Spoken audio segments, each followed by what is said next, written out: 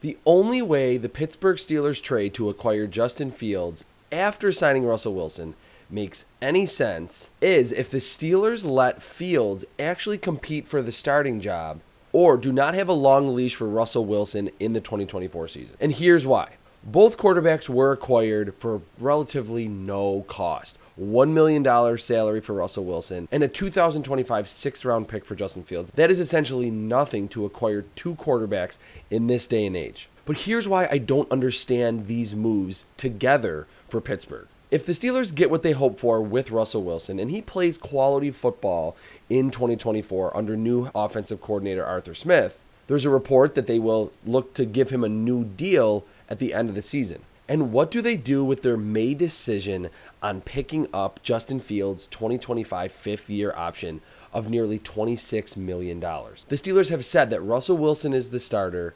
Justin Fields was brought in to be his backup. So do they not exercise that nearly $26 million fifth-year option for Fields? Probably not. But if Fields has to play in 2024 because Wilson just isn't getting the job done, then they would have passed up the option to get a very cheap starter at under $30 million for 2025. Everything would be solved if either Russell Wilson or Justin Fields play awesome football as Pittsburgh starter this upcoming season. But do you feel like either of these two quarterbacks are ready to thrive under Arthur Smith? He's fresh off a very disappointing tenure in Atlanta with the Falcons. Now, of course, he did great work revitalizing the career of Ryan Tannehill in Tennessee just a few years ago. But what's interesting about this, and why I'm not the biggest believer, Tannehill was an inside the structure of the play type quarterback.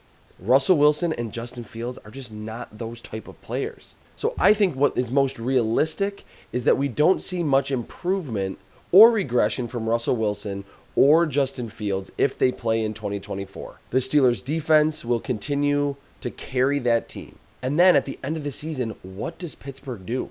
Do they extend Russell Wilson well into his mid-30s and just keep Justin Fields as the backup? Just a very murky situation and kind of a head-scratcher to me. But I will commend GM Omar Khan for realizing that these were two players who had been starters, certainly have flashed in their careers, especially Wilson, and they could be obtained for next to nothing. So I'm not going to say this is a low-risk, high-reward situation because I don't see much upside with each quarterback within this system in Pittsburgh, but I cannot blame Khan for making these moves.